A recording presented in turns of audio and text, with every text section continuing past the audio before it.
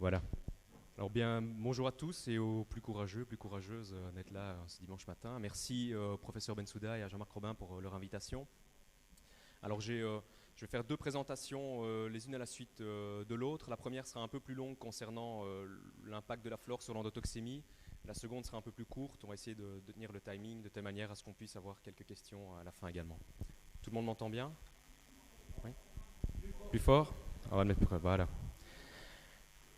Alors je vais commencer en vous montrant quelques données qui ont été tout d'abord étudiées chez l'animal et qui permettent de mettre en évidence en fait qu'on vit avec un facteur environnemental qui nous est propre et qui évolue avec nos habitudes alimentaires, qui évolue avec notre comportement alimentaire, c'est le microbiote intestinal et vous allez voir qu'il peut en tous les cas jusque maintenant nous montrer qu'on ne connaît absolument rien sur lui et qu'il va avoir un impact très important au cours des années prochaines. En tous les cas, j'espère qu'on pourra l'étudier de manière bien plus explicite que maintenant.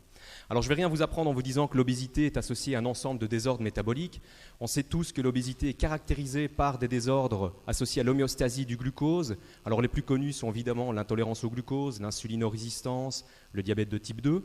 Mais on sait également que l'obésité est associée à différents facteurs de risque cardiovasculaires, voire même des maladies cardiovasculaires, qui sont représentés ici sur la droite de notre bonhomme obèse. Alors de plus en plus d'évidences démontrent, on en a parlé hier, également que l'obésité, mais également l'ensemble de ces désordres métaboliques sont caractérisés par une inflammation de faible intensité qui dans la littérature anglophone est repris sous le nom de low-grade inflammation et en français on peut parler d'inflammation à bas bruit, d'inflammation de faible intensité. Alors évidemment, on est tous d'accord sur le fait que l'obésité, l'ensemble de ces désordres métaboliques sont caractérisés par un excès d'apport énergétique. Cet excès d'apport énergétique, je ne vous apprends rien en vous disant que c'est classiquement une alimentation hyperlipidique qui est responsable de cet excès énergétique, mais on ne comprend toujours pas exactement comment une alimentation hyperlipidique dans le cadre de l'obésité, quels mécanismes sont responsables du déclenchement de cette inflammation qui caractérise les désordres métaboliques. Alors si on regarde le poids corporel comme une balance, c'est toujours une représentation qui est peut-être un peu simpliste, mais finalement c'est quand même la réalité du terrain. La balance arrive à l'équilibre, le poids corporel est à l'équilibre quand on atteint l'équilibre entre la prise alimentaire, l'entrée d'énergie, et la dépense énergétique. Alors dépense énergétique, qu'elle soit via le métabolisme de base, on a parlé des muscles hier, mais qu'elle soit également liée à une activité physique. Et on sait qu'il y a différents facteurs qui vont pouvoir influencer les deux côtés de la balance, voire un seul. Ce sont des facteurs dits génétiques ou des facteurs environnementaux. Évidemment, l'alimentation fait partie de ces facteurs environnementaux qui sont très importants, mais les facteurs psychosociaux sont aussi évidemment bien impliqués dans la régulation du poids corporel. Alors moi, je ne vais pas faire de laïus sur tous ces facteurs, je vais vous parler donc de ce fameux facteur environnemental qui nous est propre, avec lequel on évolue, c'est-à-dire le microbiote intestinal, ce microbiote intestinal qui, depuis quelques années, fait parler de lui car il semble être largement impliqué dans le contrôle de l'homéostasie du poids corporel.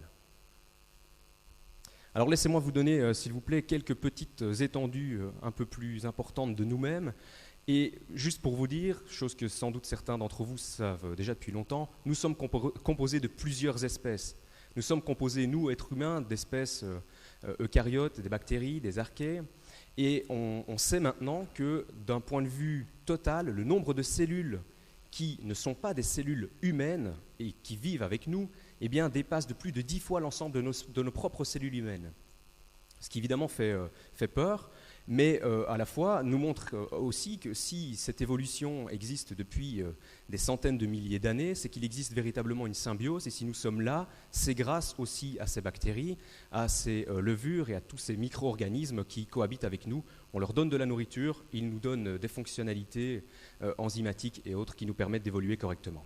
Alors, l'ensemble des bactéries se présente évidemment dans tout l'organisme, mais la plus grande quantité de bactéries, on en a sur la peau, on en a dans la bouche, elles se présentent au niveau du tractus gastro-intestinal, plus particulièrement dans la partie basse, et on estime qu'il y a environ 10 exposants 13, 10 exposants 14 cellules, imaginez 100 000 milliards de cellules bactériennes dans notre tractus gastro-intestinal. Alors, depuis peu, on a caractérisé l'ensemble de ces bactéries, on les a divisées en subdivisions, en phylum, et on sait qu'il y a à peu près 1000 espèces différentes qui seraient dans notre tractus gastro-intestinal, divisées en 70 divisions. 3 d'entre elles représentent plus de 90% de l'ensemble des bactéries, et ces 3 subdivisions sont en fait les bactéroïdètes. Donc j'insiste bien sur le détès et pas bactéroïdes. Bactéroïdes font partie de ce phylum Bacteroidetes, les firmicutes et les actinobactéries. Je reviendrai après sur ces différents noms parce que différentes études ont montré qu'il y avait une modification de ces grands phyla. Quoi qu'il en soit, retenez que 3 grands phyla sont capables de regrouper 90% de l'ensemble des bactéries de l'intestin. Alors rentrons directement dans le vif du sujet. Quel est le lien entre le microbiote intestinal et l'obésité? Eh bien justement, des études menées chez l'animal, chez des animaux obèses, il existe des souris obèses, génétiquement obèses, qui s'appellent souris OB. Ce sont les fameuses souris qui ont permis de mettre en évidence le gène de la leptine. Eh bien ces souris qui sont déficientes en leptine sont obèses parce qu'elles mangent beaucoup. Et en fait, on a mis en évidence, et c'est le laboratoire du professeur Gordon aux États-Unis, qui a mis en évidence que ces souris obèses avaient plus de firmicutes dans l'intestin et moins de bactéroïdètes par rapport à des souris minces. Et donc, ils en ont conclu qu'il y avait une modification de la composition du microbiote intestinal chez les animaux obèses. Là où l'impact de la flore intestinale a véritablement permis de dire qu'il y avait un lien direct entre le microbiote intestinal et le développement de l'obésité associée à une alimentation hyperlipidique, c'est dans une de leurs études qu'ils ont publiées il y a maintenant 2 ans. Et cette étude démontre en fait que des souris germ-free, alors les souris germ-free, on les appelle aussi les souris axéniques, ce sont des souris en fait qui évoluent dans un environnement d'absence totale de bactéries, elles n'ont absolument aucune bactérie dans leur intestin, donc on les fait évoluer dans une espèce de bulle, un isolateur en fait, elles naissent dans un isolateur où il n'y a pas de bactéries, elles vivent dans cet isolateur, et puis il y a la possibilité de coloniser l'intestin de ces animaux avec des bactéries, soit les bactéries de l'intestin d'une autre souris, soit des bactéries en particulier. Et donc ça permet d'étudier véritablement l'impact de la flore sur le métabolisme. Et ici, ce qu'ils ont fait, c'est simplement, si je puis dire, nourrir des souris germ-free, des souris axéniques, avec une alimentation hyperlipidique, la Western Type Diet, donc la vraie nourriture hyperlipidique qui induit l'obésité. Et ils ont comparé le poids corporel, le gain de poids corporel des animaux axéniques, germ-free, par rapport à des souris normales.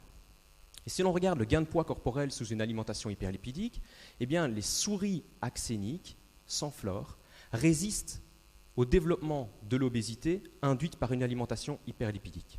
Et elles résistent également au gain de masse adipeuse. Ça veut dire donc qu'en absence de flore intestinale, même si ces animaux mangent une alimentation hyperlipidique, ils ne grossissent pas. Ils ont également montré que ces souris axéniques résistaient au développement de l'intolérance au glucose et de l'insulinorésistance induite par une alimentation hyperlipidique. Ça a évidemment fait un grand boom dans la communauté scientifique. Ça a permis de mettre en évidence le concept qu'il existait un facteur ou des facteurs d'origine bactérienne impliqués dans le développement de l'obésité.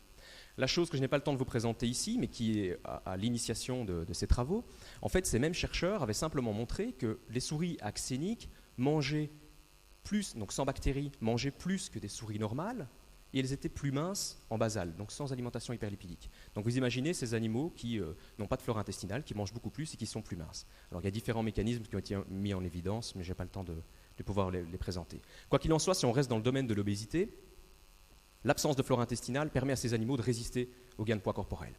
Et donc nous, on a émis l'hypothèse, parce que dans ces travaux, il n'y avait malheureusement pas d'études en relation avec l'inflammation, on a émis l'hypothèse que ces facteurs ou que ces bactéries pouvaient aussi être impliquées dans le développement de l'inflammation associée à l'obésité suite à une alimentation hyperlipidique.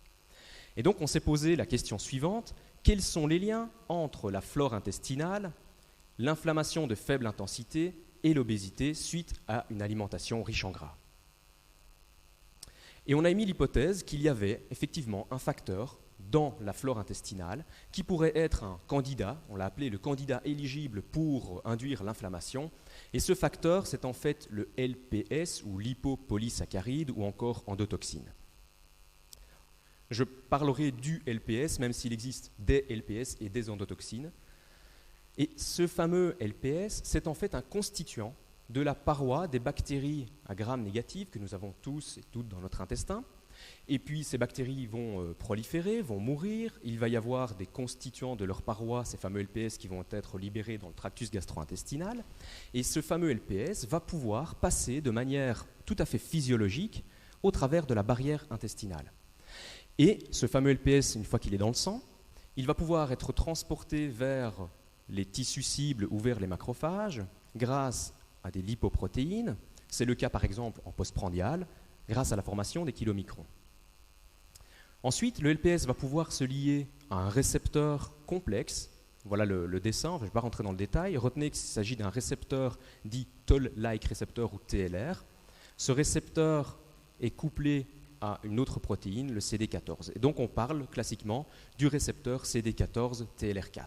Ça veut dire que ce constituant de la flore intestinale, des bactéries, est capable de se lier de manière spécifique à un récepteur qui est présent sur les cellules, qui est présent sur les cellules de l'organisme, qui est présent également sur les macrophages, et va induire toute une cascade de signalisation qui induit l'inflammation. Ça, on le sait depuis des années. Le LPS est un gros pourvoyeur d'inflammation. C'est sans doute le constituant bactérien le plus pro-inflammatoire. On a émis l'hypothèse qu'une alimentation riche en gras allait augmenter l'absorption de ce LPS via différents mécanismes, sans doute aussi via la formation des lipoprotéines de type chylomicron, et que cette augmentation du LPS dans le sang allait augmenter le signal de ce récepteur et donc allait augmenter la cascade déclenchant l'inflammation. Et pour répondre à cette question, nous avons d'abord traité des animaux, des souris, avec une alimentation riche en gras, et nous avons mesuré les taux de LPS chez ces animaux au niveau plasmatique. 4 semaines de régime riche en gras va entraîner une augmentation du poids corporel de ces animaux, ils développent de la masse grasse, ils développent des marqueurs de l'inflammation, au même titre que ce qu'on observe chez l'humain, ils développent un diabète de type 2, et quand on mesure au niveau plasmatique cette molécule LPS, eh bien on observe une augmentation significative de 2 à 3 fois, voire plus suivant les expériences, de ces taux LPS au niveau plasmatique.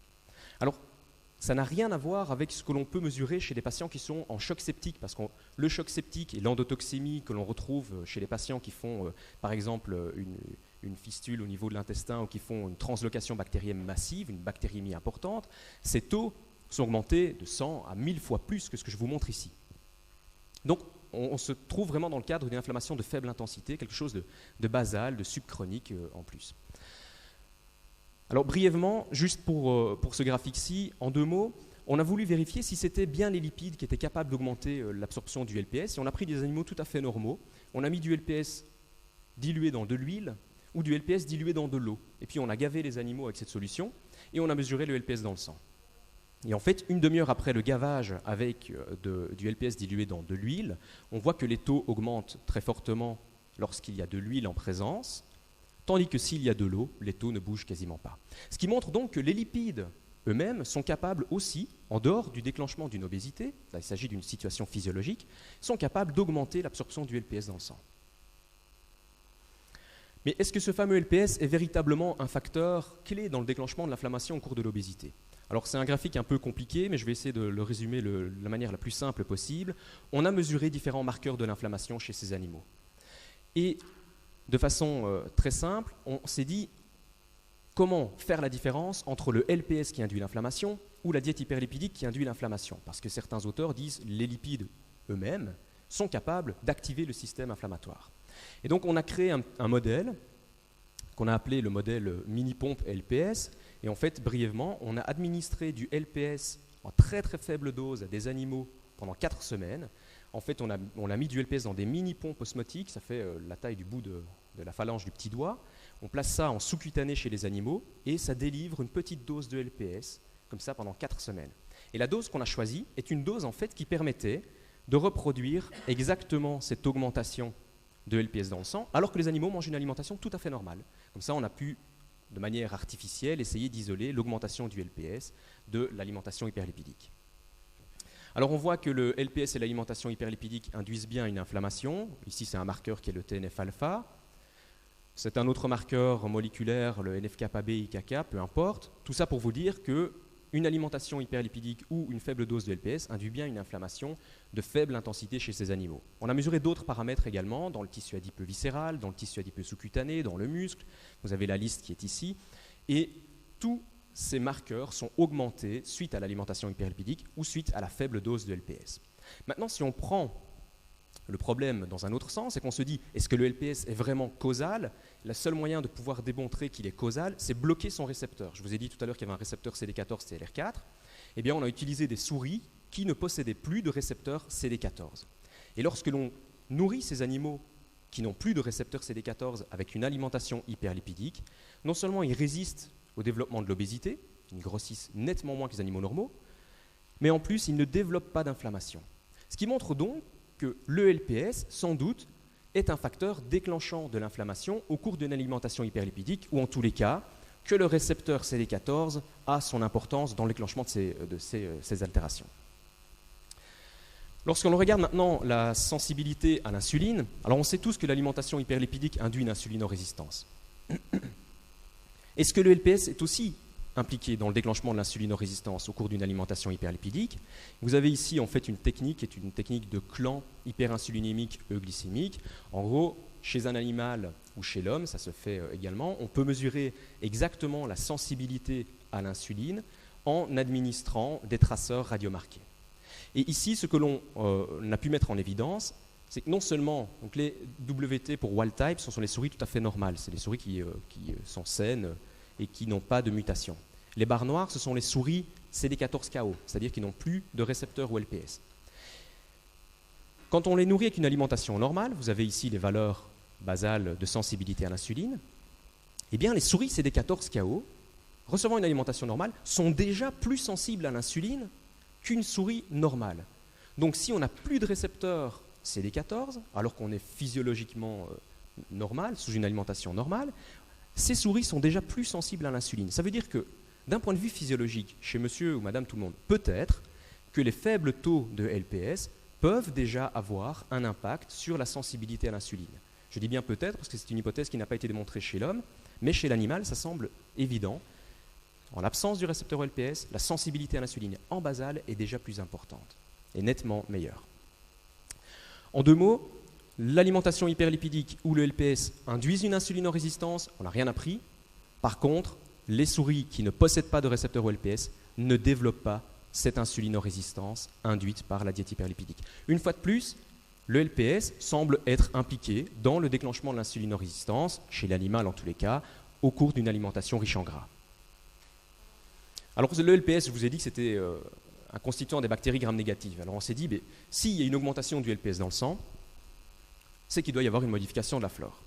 Et alors là, on s'est pris une grande gifle dans la figure, parce que quand on a été voir la composition de la flore intestinale, on s'attendait à avoir une augmentation des bactéries gram-négatives dans l'intestin, et là c'était un peu raisonné de manière tout à fait naïve, et c'est totalement faux. On n'a pas d'augmentation des bactéries gram-négatives dans notre modèle, on a même une diminution de certaines d'entre elles, mais on avait une diminution très importante, de près de 1 log et demi, d'un groupe de bactéries qui semble très important, et vous allez voir pourquoi, les bifidobactéries. L'alimentation hyperlipidique a diminué de manière très importante les bifidobactéries chez ces animaux. Alors, en résumé pour cette partie, une alimentation riche en gras modifie la flore intestinale, ça diminue les bifidobactéries, ça entraîne une augmentation des taux plasmatiques de LPS. On a appelé cette augmentation l'endotoxémie métabolique, par opposition à l'endotoxémie liée à un choc septique. Cette augmentation de LPS semble être un facteur qui permet de déclencher différents désordres métaboliques associés à l'obésité. L'accumulation de graisse dans le foie dont je n'ai pas parlé ici, l'insulinosensibilité, l'infiltration de macrophages, donc l'inflammation, etc. Et si on regarde un peu plus près les bactéries, on sait, et c'est la littérature qui nous l'apprend, que les bifidobactéries sont impliquées dans des effets protecteurs de la barrière intestinale. En fait, les bifidobactéries sont capables de diminuer les taux de LPS dans l'intestin et d'améliorer la fonction barrière de l'intestin. Les bifidobactéries sont aussi capables de diminuer les taux plasmatiques de LPS. Et tout ceci, en fait, ces deux affirmations, elles ont été démontrées dans des modèles d'altération de la barrière, comme des colites par exemple, donc des modèles d'altération dus à une importante inflammation de la barrière intestinale. Et au laboratoire, Marcel Robert Froid et Glenn Gibson, ces deux personnes sont en fait les pères fondateurs du mot et du nom prébiotique. Ils ont démontré que des fibres alimentaires fermentescibles étaient capables d'augmenter de manière spécifique et sélective dans la flore intestinale, chez l'homme et chez l'animal, des bactéries telles que les bifidobactéries et la lactobacille. Donc on peut modifier la composition de la flore en utilisant certaines fibres alimentaires fermentescibles. C'est le cas de fibres que l'on appelle les fructanes, comme l'oligofructose, l'inuline, sans doute des noms que vous connaissez davantage. Et en fait, nous on avait montré il y a quelques années qu'en nourrissant des souris recevant une alimentation riche en gras, on empêchait le développement de l'intolérance au glucose et on améliorait les marqueurs de l'inflammation au niveau hépatique. En effet, si je reprends cette étude, à cette époque-là, on avait pu mettre en évidence que l'alimentation riche en gras, comme je vous l'ai dit juste avant, induisait une insulinorésistance. Ici, c'est de l'insulinorésistance hépatique spécifiquement. Et que cette insulinorésistance, elle pouvait être contrée simplement en changeant la flore de l'animal à l'aide de prébiotiques. En le nourrissant avec des prébiotiques, on empêchait le développement de la masse grasse et on empêchait le développement de l'insulinorésistance. Et on avait mesuré des facteurs inflammatoires parce qu'en science, vous avez des reviews, et puis les reviewers nous avaient dit, oui, mais qu'en est-il de l'inflammation ? À ce moment-là, il n'y avait pas encore grand-chose de très connu. Alors, on avait mesuré l'inflammation dans ces études, et la grande surprise, ça avait été de voir une nette diminution de l'inflammation lorsque l'on changeait la flore, même en présence d'un régime gras. Et on n'a jamais pu expliquer ça à ce moment-là. On ne savait pas pourquoi. Alors, on s'est posé la question ensuite de savoir si, tiens, cette diminution de l'inflammation qu'on a observée chez les animaux recevant une alimentation riche en fibres prébiotiques, est-ce que c'est aussi associé à une modification du LPS plasmatique? Est-ce que c'est aussi associé à une modification de l'inflammation au niveau systémique, donc au niveau sanguin? Et lorsqu'on nourrit les animaux avec un régime riche en gras, là c'est 14 semaines de traitement, eh bien, que ce soit 4 semaines ou 14 semaines de traitement, les taux plasmatiques de LPS augmentent toujours à peu près de la même façon, de 2 à 3 fois. Les bifidobactéries diminuent toujours autant de la même façon, autrement dit on atteint un certain seuil de diminution, si je puis dire. Par contre, on induit bien une inflammation, et là, pas de surprise. Si maintenant on change la flore à l'aide de prébiotiques, eh bien en changeant la flore de ces animaux à l'aide de prébiotiques, on diminue l'inflammation, le LPS plasmatique, on le ramène à la normale, on restaure totalement les bifidobactéries dans l'intestin et on diminue également différents marqueurs de l'inflammation. Et ces animaux résistent également, en partie en tous les cas, au développement de l'accumulation de masse grasse. Donc c'était une expérience qui nous a permis de dire, ok, si dans ces expériences précédentes, on avait vu une diminution de l'inflammation en changeant la flore, c'est peut-être parce qu'on avait aussi changé les taux plasmatiques du LPS et les bactéries. Cela dit, on ne sait toujours pas pourquoi les prébiotiques permettent de diminuer les taux plasmatiques de LPS. Ensuite, est-ce que ce LPS a véritablement un impact sur le gain de poids corporel et l'adiposité? Ici, il s'agit de corrélations. Alors les corrélations, ça vaut ce que ça vaut. C'est toujours une association entre deux facteurs. Et vous allez me dire, on pourrait très bien trouver une association entre le nombre de voitures rouges et le nombre d'accidents. Il n'y a peut-être pas de relation directe, mais on trouverait une corrélation. Quoi qu'il en soit, quand on regarde les corrélations qui existent entre les taux de LPS dans le sang et le poids corporel, eh bien donc c'est toujours des animaux. Plus les animaux sont obèses, gagnent du poids, plus ils ont du LPS dans le sang. Plus ils ont de l'adiposité viscérale, plus ces animaux ont du LPS dans le sang. Alors c'est peut-être l'inverse. Plus on a du LPS dans le sang, plus on développe de l'adiposité. Inversement, si l'on regarde la quantité de bifidobactéries qui est dans l'intestin de ces animaux, eh bien, on a vu une corrélation négative cette fois-ci. Les animaux qui avaient le plus de bifidobactéries, c'était ceux qui avaient gagné le moins de poids, et c'est ceux qui étaient le moins gras au niveau adiposité viscérale. Alors je vous l'ai dit, comment on peut expliquer cette modification du LPS? On a réalisé d'autres expériences et un laboratoire italien et nous avons découvert en même temps que une alimentation hyperlipidique ou que des animaux qui étaient obèses de manière génétique, donc vous avez ici l'exemple de la fameuse souris OBOB dont je vous parlais tout à l'heure par rapport à une souris mince, donc il n'y a pas photo, elle est bien obèse. Eh bien, ces animaux qui mangent une alimentation normale, ils ne mangent pas d'alimentation grasse. Et ça, c'est vraiment important parce que je vous ai parlé tout à l'heure chaque fois d'alimentation hyperlipidique, de la modification de la flore avec l'alimentation hyperlipidique, etc. Eh bien, ces animaux qui ne mangent pas d'alimentation hyperlipidique, qui mangent une alimentation normale, ont également une augmentation des taux de LPS dans le sang. Ils développent de l'inflammation. Et en fait, on a mis en évidence qu'il y avait une augmentation de la perméabilité de l'intestin. Donc, l'intestin, qui normalement fonctionne de façon tout à fait normal en voulant bloquer, en servant de barrière face à tout ce qui se trouve dans la lumière, y compris les bactéries, dans le cadre de l'obésité, eh bien, semble être altéré. Et on a mis en évidence une altération des protéines de jonction serrée. Donc les fameuses protéines de jonction serrée, vous avez à chaque cellule des protéines qui permettent de tenir les cellules les unes contre les autres et les serrer de telle manière à ce qu'il n'y ait rien qui puisse passer au travers, si ce n'est de manière sélective en choisissant ce qui peut passer ou pas. Et bien là, on a pu mettre en évidence que chez ces animaux, le ciment, si vous voulez, qui existe entre les deux cellules est altéré, et donc certaines cellules ont une espèce, si vous voulez, de jour, d'ouverture, une altération de cette fonction barrière.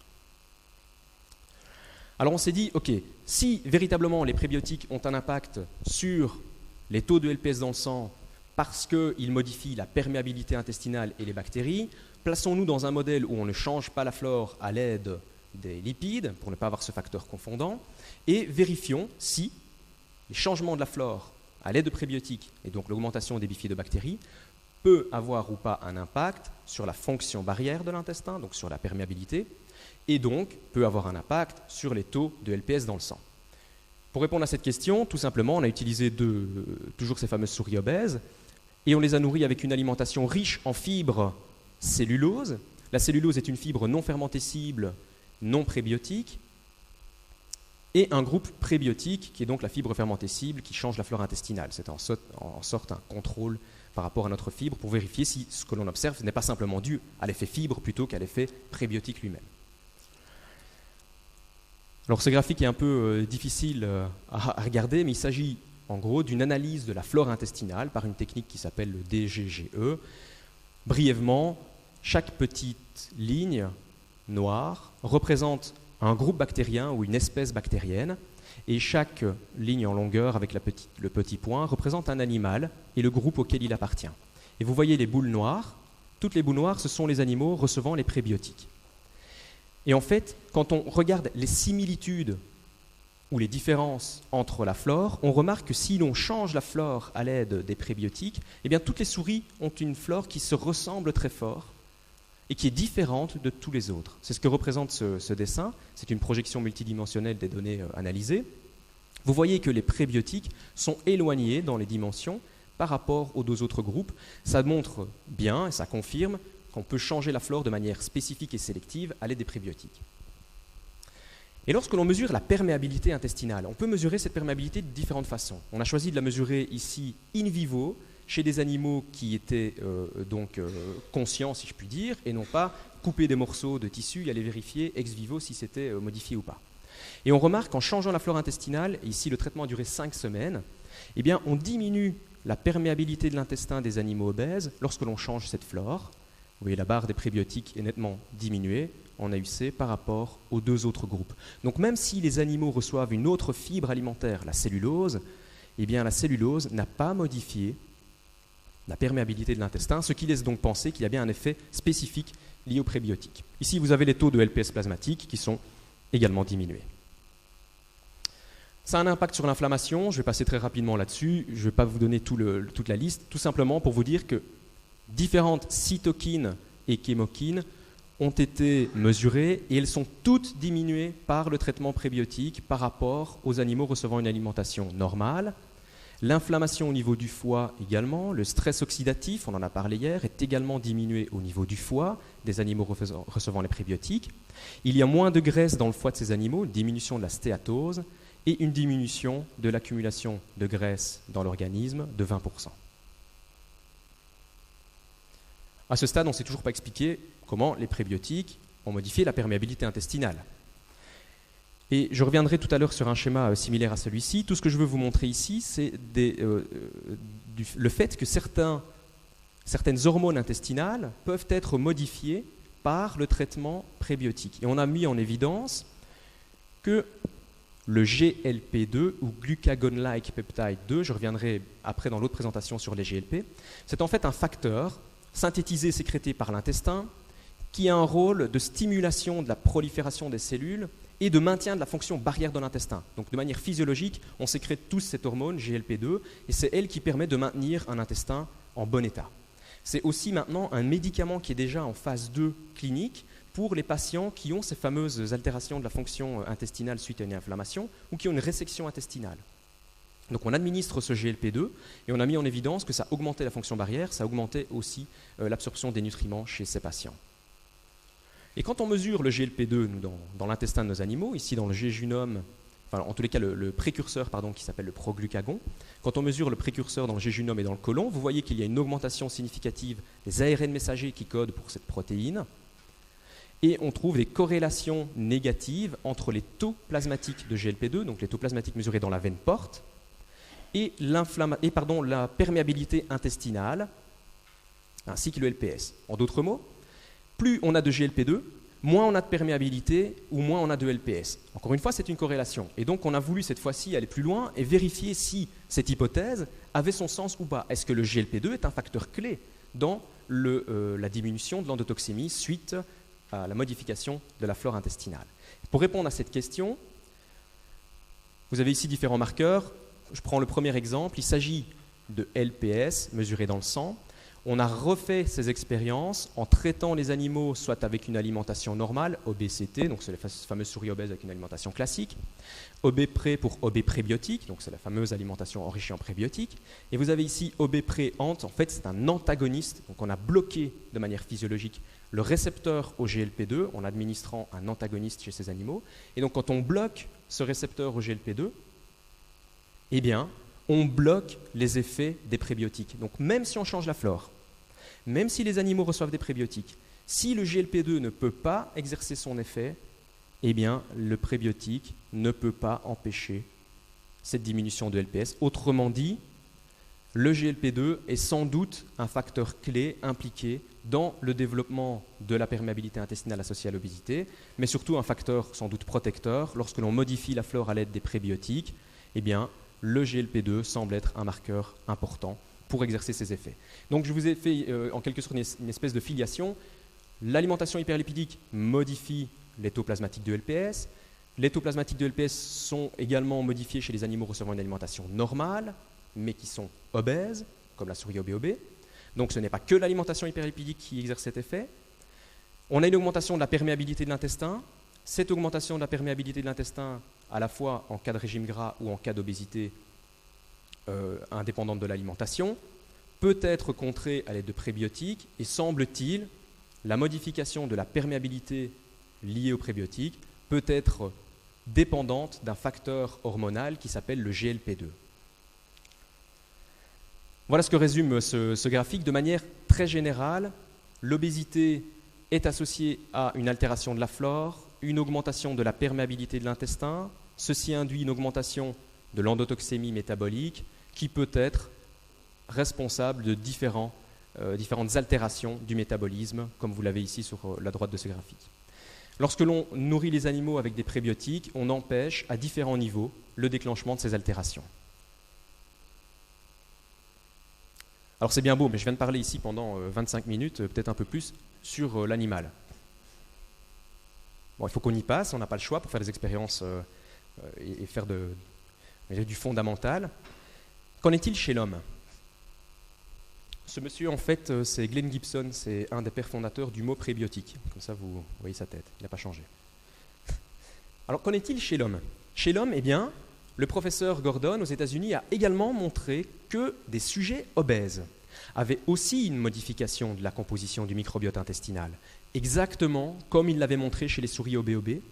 Il y a chez les patients obèses, vous avez donc les sujets minces ici en encadré, les patients obèses ont moins de bactéroïdétèse, plus de firmicutès. Si on les met au régime pendant 52 semaines, quel que soit le régime, pauvre en graisse ou pauvre en glucides, eh bien, la perte de poids est identique dans cette étude. Par contre, la flore intestinale retourne à des valeurs relativement similaires au sujet mince. Autrement dit, quand on est obèse et qu'on maigrit, on a ensuite une diminution des firmicutès et une augmentation des bactéroïdétèses. Alors ces données sont un peu contredites dans certaines publications surtout concernant les bactéroïdétèses. Quoi qu'il en soit, différentes autres publications ont aussi mis en évidence que lors d'un régime amaigrissant, il y avait une modification de la flore intestinale pour retourner vers des valeurs relativement proches de la basale. Le gros souci, c'est que Firmicutes bacteroidetes, je vous ai dit tout à l'heure, avec les 3 groupes, ça représente environ 90% de l'ensemble des bactéries, ce n'est pas précis. Ça veut dire qu'ici, on retrouve peut-être 700 bactéries différentes, peut-être plus. Et donc, ce n'est pas suffisamment fin pour aller caractériser quelle pourrait être le ou la bactérie ou les bactéries qui sont responsables de ces altérations. Alors chez l'homme, est-ce qu'on retrouve des résultats similaires à ce qu'on a vu chez la souris? Autrement dit, si on donne une alimentation riche en gras à des hommes, est-ce qu'on va voir une augmentation des taux plasmatiques dans le sang? Eh bien oui. De façon similaire à ce qu'on a vu chez l'animal, vous prenez des sujets sains, vous les nourrissez avec une alimentation riche en gras, un repas test, et vous mesurez les taux plasmatiques de LPS après le repas riche en gras. Il y a une augmentation significative des taux de LPS dans le sang de ces sujets. Vous avez ici un profil type. Exactement ce qu'on a vu chez l'animal se reproduit chez l'homme. Ici, j'insiste bien, ce sont des sujets sains.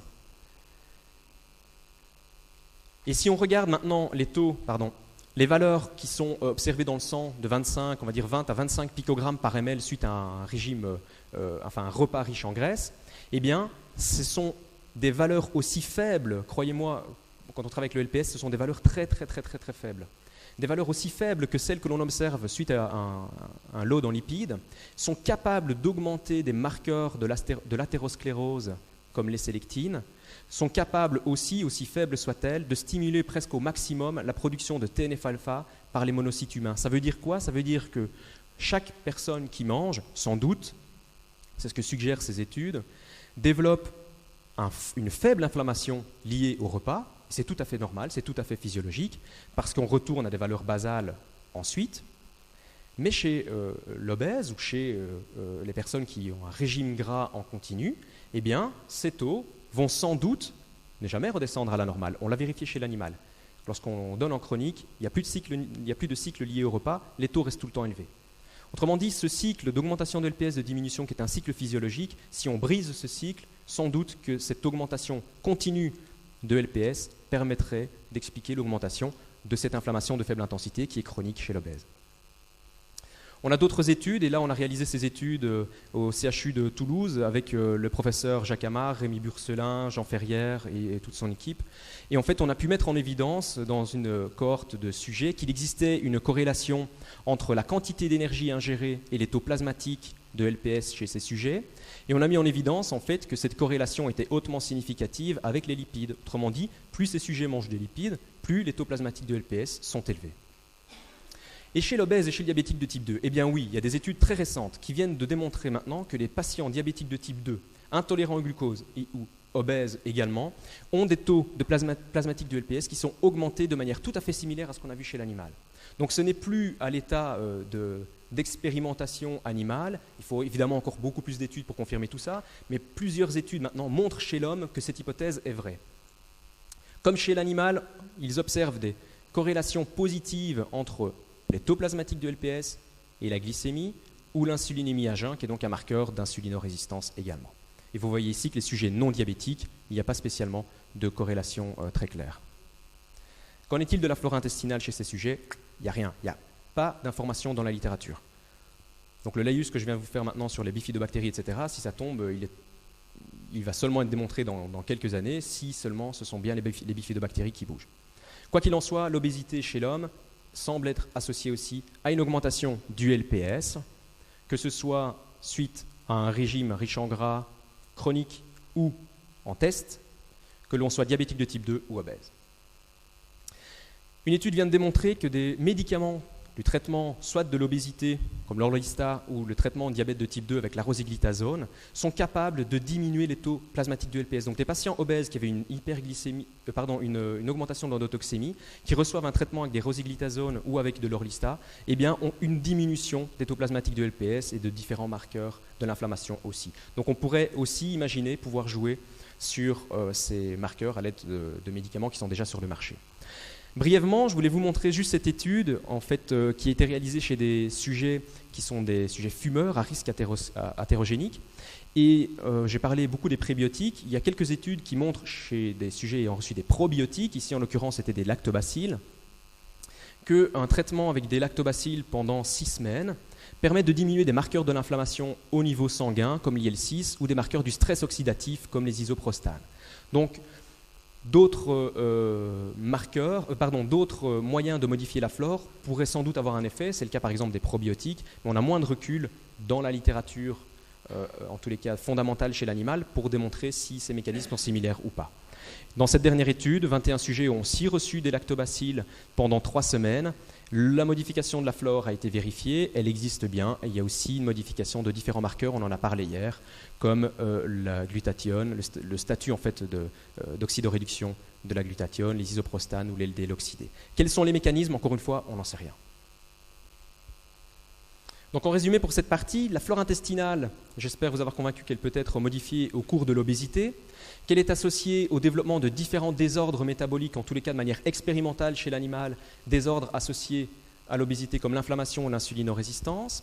L'alimentation hyperlipidique change la flore intestinale et le LPS semble sans doute être un facteur causal dans le déclenchement des désordres métaboliques.